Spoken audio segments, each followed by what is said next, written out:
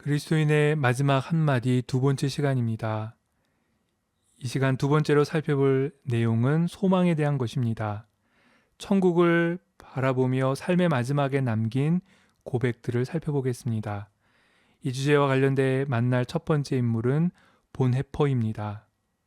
1945년 쉔베르크의 한 학교 교실에서 드린 작은 예배가 끝날 때쯤 신사복 차림의 남자 둘이 교실 안으로 들어와 이렇게 말했습니다. 죄수 보네퍼, 우리와 함께 가게 준비하시오.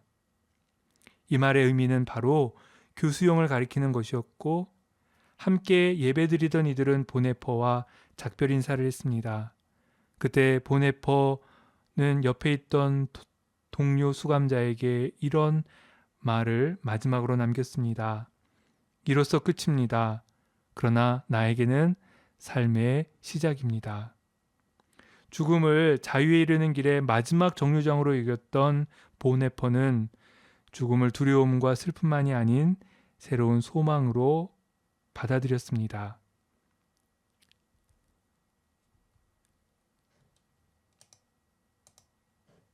신학자이며 목회자였던 디트리 보네퍼는 독일의 저명한 정신과 의사인 아버지 칼과 어머니 파울라 사이에서 사남사녀 중 여섯째로 태어났습니다.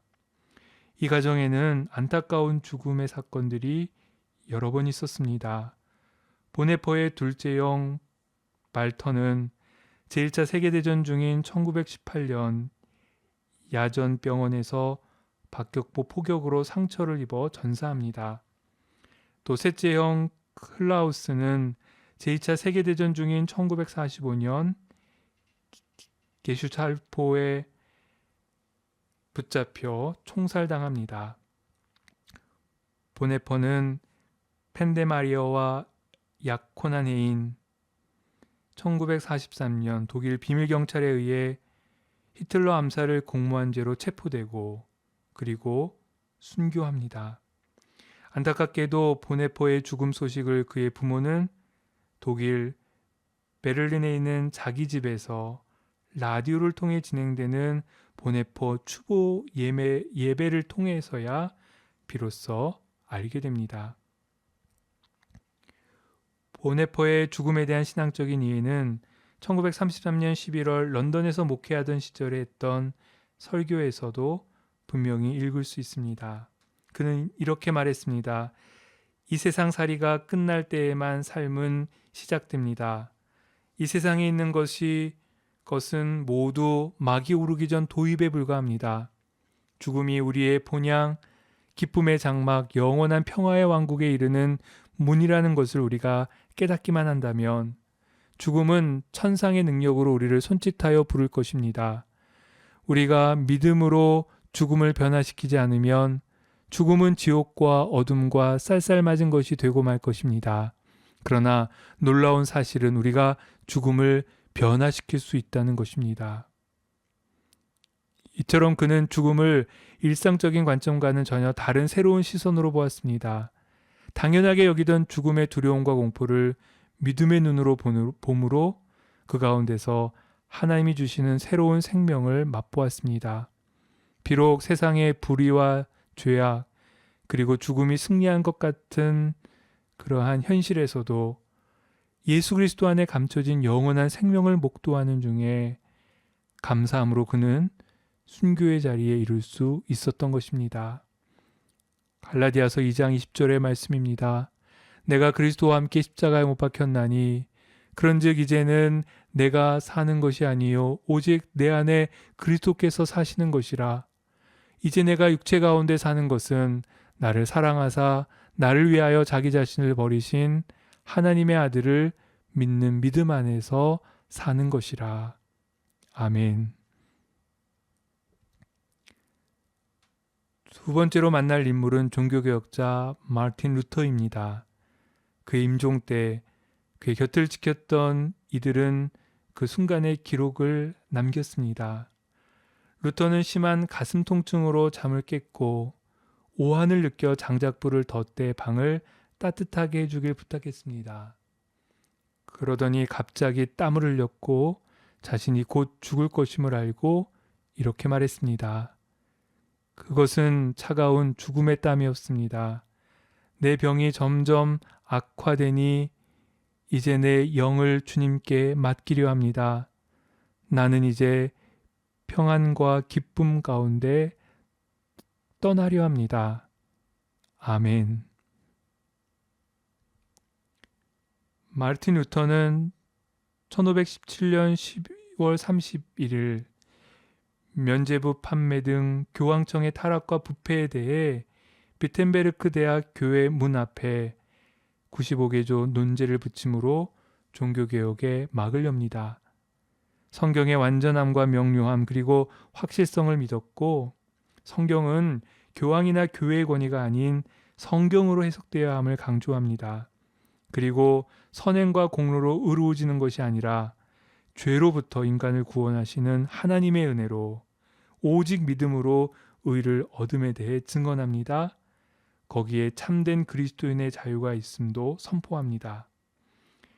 마지막 숨을 거둘 때까지 그의 숙적인 교황과의 싸움으로 그는 자신의 묘비명을 이렇게 준비했다고 합니다. 살아있는 동안에 나는 당신의 전염병이었고 죽을 때 나는 당신의 죽음이 될 것이요 오 교황.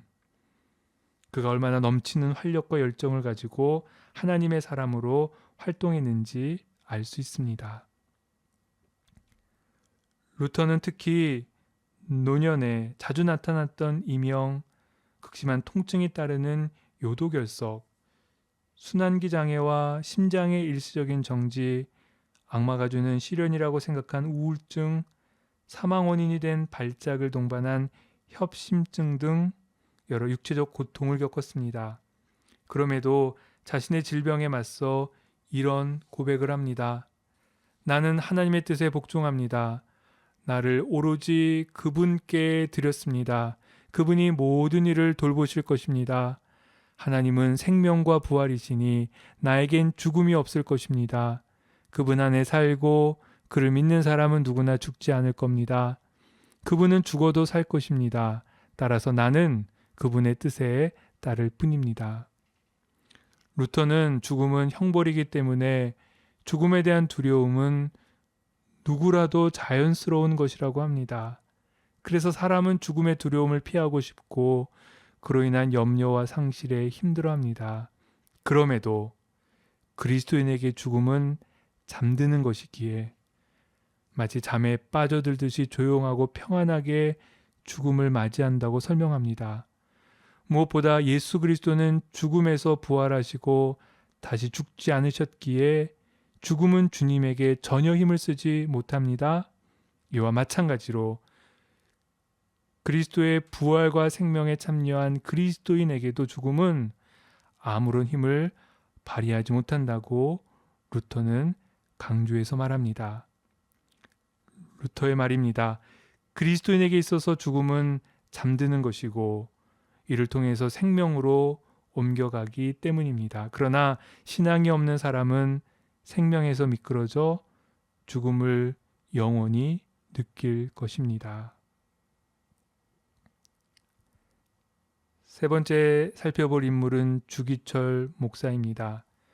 그가 평양 감옥에서 옥고를 겪고 있을 때 아내 오정모와 아들 주광조가 마지막 면회를 합니다. 당신은 꼭 승리하셔야 합니다. 결단코 살아서는 이 붉은 문 밖을 나올 수 없습니다라는 그의 아내의 말에 주기철은 유언과 같은 말을 이렇게 남깁니다. 그렇소, 내 살아서 이 붉은 벽돌문 밖을 나갈 것을 기대하지 않소. 나를 위해서 기도해 주오. 내 오래지 않아 주님 나라에 갈 거요. 내 어머니와 어린 자식을 당신에게 부탁하오. 내 하나님 나라에 가서 산정현 교회와 조선교회를 위해 기도하겠소. 내 이 죽음이 하늘의 썩은 미랄이 되어서 조선교회를 구해 주기를 바랄 뿐이요. 마지막으로 아내 오정모에게 남긴 말은 여보 나 따뜻한 숭늉 한 그릇 마시고 싶은데 였다고 합니다. 이런 유언의 말을 남기고 그 자리에 쓰러지자 바로 간수들이 감방으로 옮겼습니다. 죽은 듯 누워있던 그는 1944년 4월 21일 하나님의 부름을 받습니다. 경상남도 창원에서 태어난 주기철은 초등학교를 졸업한 후 평북 정주의 오산학교에 진학해 이승훈과 조만식에게서 신앙적인 많은 영향을 받습니다. 그리고 언더우드가 설립한 연희전문학교에 이기생으로 입학합니다. 학교 생활 중에 안질이 악화되어 휴학을 하고 고향으로 내려와 치료를 받습니다. 1920년 9월에 있었던 한 부흥사경에 참석하게 되는데 이때 김익두 목사님은 새벽 기도회에서 성령을 받으라는 제목의 설교를 하게 되고 그 설교를 듣는 중 자신이 하나님 앞에 엄청난 죄인임을 깨닫고 통회하는 경험을 합니다. 그리고 1922년 3월 봄학기부터 평양에 있는 장로회 신학교에서 신학 수업을 받게 됩니다. 주기철 목사는 가장 확실한 죽음을 준비하지 않는 것은 마귀의 속임을 받아 안심하는 것이라고 합니다. 그래서 일찍 일어날 때 충분히 기도로 준비하고 집을 나가 모든 일을 하고 밤에 침상에 누울 때에도 기도로 준비하고 누우라고 합니다. 즉 내일 또 내년이 나의 것이 아님을 강조한 것이지요. 주기철 목사가 감옥에 갇혀 있다 잠시 석방되었을 때 1940년 2월 첫 주일 평양 산정현 교회에서 마태복음 5장 11절과 12절 그리고 로마서 8장 31절부터 39절의 말씀을 가지고 마지막 설교를 합니다. 그 설교의 일부분입니다. 주님을 위하여 100번 죽어도 좋지만 주님을 버리고 100년, 1000년 산다 한들 그 무슨 삶이리요. 오 주여 이 목숨을 아끼어 주님께 욕되지 않게 하시옵소서. 이 몸이 부서져 가루되어도 주님 계명을 지키게 하시옵소서. 주님 저를 위하여 죽으셨거늘 제가 어찌 죽음을 무서워 주님 모르는 채 하오리까. 다만 일사각오가 있을 뿐입니다. 주기철 목사는 인간은 모두 죽음 앞에서 탄식하며 떨고 슬퍼하는데 마귀가 사람을 위협하는 최대의 무기가 바로 죽음이라고 합니다. 아담과 하와의 범죄 이후 황제와 장수와 재상, 성현, 군자, 위인, 거린 모두 죽는데 그 중에는 불쌍하고 비참한 죽음도 있음을 전하며 성도들에게 이렇게 말합니다. 나의 사랑하는 교우 여러분, 그리스도의 사람은 살아도 그리스도인답게 살고 죽어도 그리스도인답게 죽어야 합니다. 죽음이 무서워 예수를 저버리지 마십시오. 지금까지 보네퍼, 마틴 루터, 주기철을 통해 삶의 마지막 순간에 남긴 소망의 말씀, 죽음으로 모든 것이 끝이 아닌 그 이후에 천국을 소망하며 바라보았던 신앙인들의 고백을 알 수 있었습니다. 계속해서 마지막으로 살펴볼 내용은 후손들이 신앙 안에서 잘 살기를 바라는 사랑의 마음을 담아 전하는 그러한 그리스도인의 마지막 한마디 신앙의 유산에 대해 살펴보려고 합니다. 이 주제와 관련돼 만날 첫 번째 인물은 아우구스티누스의 어머니 모니카입니다. 아우구스티누스의 어머니 모니카는 평소 고향에 묻힌 남편 옆에 묻히는 것을 행복하게 생각했습니다. 그래서 남편의 옆에 자신이 묻힐 자리를 마련해 둔 상태였었죠. 그런데 이탈리아의 오스티아에 있을 때 어느 날 이 열병을 앓게 되고 실신까지 했다가 어렵게 의식을 회복하게 됩니다. 그런데 이때 자신이 있는 이곳,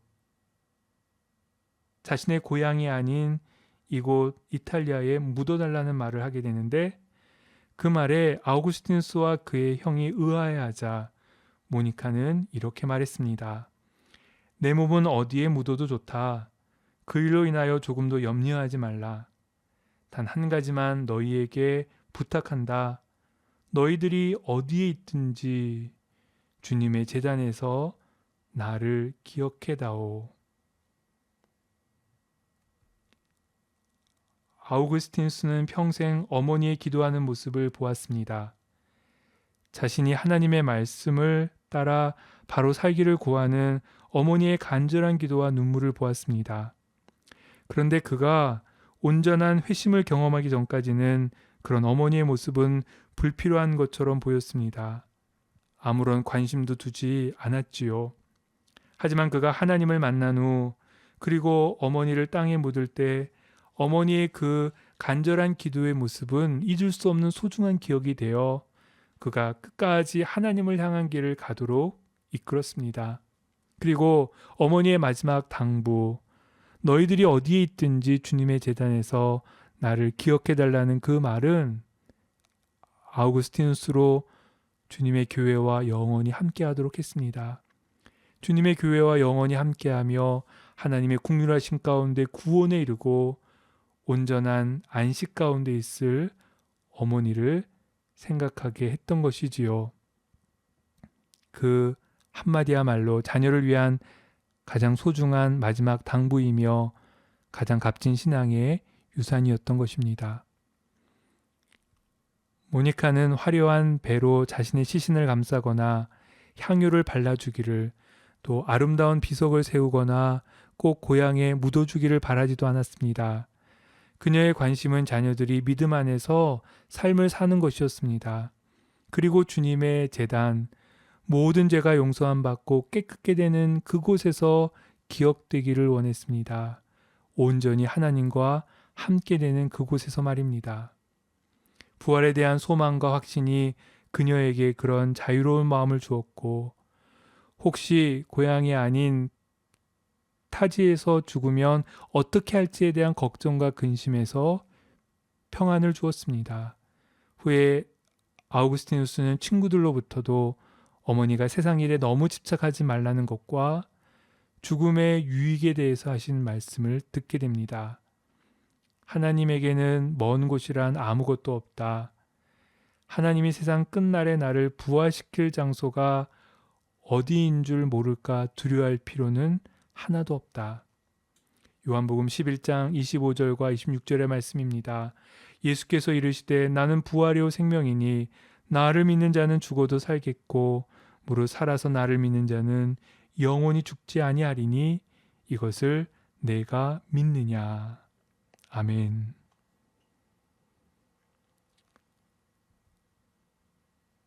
두 번째 인물은 설교의 왕이라는 별명을 가진 영국 침례교 목사 찰스 스펄전입니다. 그의 장례식이 진행되었을 때 관 양쪽 끝에는 이런 글이 적혀 있었습니다. 영원한 사랑으로 찰스 헤돈 스펄전을 추모하다. 켈버돈에서 1834년 6월 19일에 태어나고 멘톤에서 1892년 1월 31일에 예수 안에서 잠들다. 나는 선한 싸움을 싸웠노라. 나는 내 여정을 마쳤노라. 나는 믿음을 지켰노라. 스펄전은 임종을 앞두었을 때 의식이 없는 상태여서 주변 사람에게 작별 인사나 특별한 이야기를 남길 수는 없었습니다. 하지만 그가 남긴 마지막 말로 사람들이 기억하는 것은 디모데 후서에 나는 선한 싸움을 싸우고로 시작하는 바울 사도의 말씀이었습니다. 그 말씀을 그만큼 사랑했고 자주 이야기했기 때문이었겠지요. 그래서 그의 관에도 이 말씀이 기록되어졌던 것입니다. 스펄전은 영국 켈버돈에서 17남매의 첫째로 태어났습니다. 할아버지는 프랑스 위그노 후손으로 45년 이상 목회한 목사였는데 경제적인 어려움으로 할아버지와 어린 시절을 보내야 했던 스펄전은 할아버지가 가지고 있던 철로 역정과 순교자 열정을 비롯한 청교도 관련 책을 읽고 영향을 받았습니다. 그는 부임하는 교회에서 큰 성장을 경험하게 했는데 1859년 메트로폴리탄 타버나클 교회를 건축하고는 매주 1만여 명의 청중에게 복음을 전했습니다. 그리고 고아원을 비롯해서 다양한 여러 기관과 기독교 관련 단체도 설립합니다. 그의 사역의 비결은 예수 그리스도라는 분명한 한 가지 목표였다고 합니다. 예수 그리스도와 그의 십자가에 죽고 부활하심을 전함으로 사람들을 하나님에게로 인도했습니다. 예수 그리스도의 보혈이야말로 천국에서의 자신의 첫 말이고 또 이 땅에서의 마지막 증언이길 원해서 그는 이렇게 말했습니다. 천국에서 나의 첫 말이 나의 구원을 주님의 피에 돌리는 것이 될 것처럼 세상에서의 내 마지막 행위는 바로 그 사실을 증언함으로써 주님의 원수들에게 충격을 주는 것이라는 사실을 내가 어떻게 후회할 수 있을까?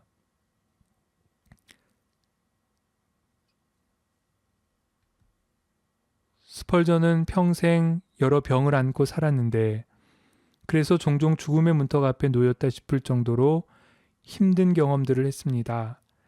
아내와 의사들이 곁에서 도움을 주었지만 삶과 죽음 사이를 자주 오가곤 했습니다. 그는 아침마다 희망에 찼지만 저녁이면 무서움이 찾아왔다고 그 당시의 고통을 이야기했습니다. 그럼에도 스펄전은 하나님의 일꾼으로 살아가는 것을 즐거워하고 주님 만날 날을 사모하며 살았습니다. 그리고 살아가는 동안 날마다 죽음을 배우며 믿음의 선한 싸움을 잘 싸웠다는 확신이 있었습니다. 그것이 그가 안식하는 중에 자신의 영혼을 하나님의 손에 맡기며 평안히 죽음을 맞을 수 있었던 이유였습니다. 빌립보서 1장 20절과 21절의 말씀입니다. 나의 간절한 기대와 소망을 따라 아무 일에든지 부끄러워하지 아니하고 지금도 전과 같이 온전히 담대하여 살든지 죽든지 내 몸에서 그리스도가 존귀하게 되게 하려 하나니 이는 내게 사는 것이 그리스도니 죽는 것도 유익함이라. 아멘. 마지막으로 살펴볼 인물은 가난한 이들의 아버지 바보 의사 옥탑방 의사라는 별칭을 가진 의사 장기려입니다. 그는 1995년 12월 25일 서울 중구 백병원에서 하나님의 부름을 받습니다. 앞서 그가 고신의료원에 입원해 있을 때 아들 장가용에게 묘비에 써달라고 요청한 것은 바로 이것이었다고 합니다. 주님을 섬기다 간 사람. 장기려 박사는 1911년 일제강점기에 평안북도 용천에서 태어나 경성의학전문학교를 졸업했습니다. 부산에서 피난민을 위해 1950년 겨울 천막을 치고 무료 진료를 시작으로 부산 영도에 복음병원을 세웠는데 이것이 현재 부산 소재 고신의료원의 전신이라고 합니다. 이후 가난한 사람들도 치료받을 수 있는 국내 최초의 의료보험조합인 청십자 의료보험조합을 1968년에 설립합니다. 은퇴 후에도 청십자 병원을 세워 85세 생을 마치기까지 섬김의 삶을 살았습니다. 그는 한국 의료사에 있어서도 간절한 분야에서 큰 업적을 남겼습니다. 장기려는 의사생활에서 경험한 많은 사례들을 통해 죽음은 생물학적 또는 정신의학적으로 생명의 한 부분이고 과정이라고 하면서도 특히 기독의사로서 죽음에 대한 이해를 이렇게 설명하고 있습니다. 불신자는 생물학적 생명의 보존을 위한 희망으로 끝마치지만 예수 그리스도를 믿는 자는 죽음을 지나 예수님의 영원한 생명으로 이행합니다. 이성이 건전한 사람은 정신 이완에 빠지지 않고 소망 중에 죽음을 맞습니다. 기독 의사는 그 소망을 예수 그리스도의 생명으로 인도해 주어야 할 것입니다. 장기련은 육신의 생명만 살리는 의사가 아니라 예수 그리스도 안에서 얻은 영원한 생명을 전하는 사명을 감당하기 위해 전심을 다했습니다. 그래서 하나님을 바르게 섬기지 않고 자신의 이익을 위해 하나님을 이용하거나 하나님 아닌 다른 것을 섬기는 것에 대해 경계했지요.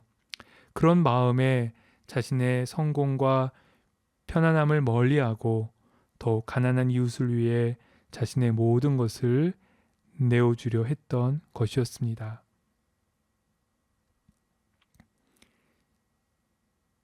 지금까지 총 9명의 신앙의 인물들의 마지막으로 남긴 말을 살펴보았습니다. 그 말씀은 자신의 삶을 요약한 것이었고 또 그가 평생 가장 소중하게 여기며 살아온 삶의 지침이었습니다. 그 핵심은 지난 시간에 대한 감사, 천국에 대한 소망, 그리고 후손들이 신앙 안에서 살기를 바라는 신앙의 유산에 대한 이야기들이었습니다. 삶의 마지막을 의식하며 오늘을 사는 것이야말로 그리스도인이 항상 기억해야 할 삶의 지침입니다. 매 순간 일상의 삶에서 하나님 나라를 위한 삶과 함께 천국에 이르게 될 죽음의 때를 생각하며 준비하는 중에 우리는 스스로에게 물어야 합니다.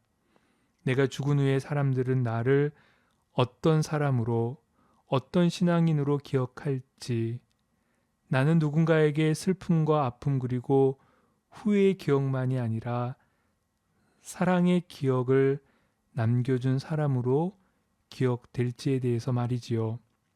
내가 남기게 될 삶의 마지막 그 한마디가 무엇이 될지 말입니다. 사실 우리의 삶의 마지막 한마디가 너무나 평범한 말일 수도 있습니다. 그러나 그 말이 무엇이 되었든 누군가의 삶의 길을 바꾸고 그에게 새로운 길을 여는 하나의 안내자가 될 수 있다면 그것은 정말 행복한 일일 것입니다. 또 그의 가려진 눈을 열어 보다 분명하고 선명한 길을 발견할 수 있도록 이끌어주는 하나의 별과 나침판이 될 수 있다라면 그 말은, 그 사람의 마지막 한마디는 많은 사람을 구원으로 인도하는 귀한 말이 될 것입니다. 하나님의 사람 여러분들에게 묻습니다. 그리스도인인 여러분이 남길 삶의 마지막 한마디, 그것은 무엇입니까? 여러분이 남길 삶의 마지막 한마디, 그것은 무엇입니까? 이상으로 신앙특강을 마치겠습니다. 끝까지 경청해 주셔서 감사합니다.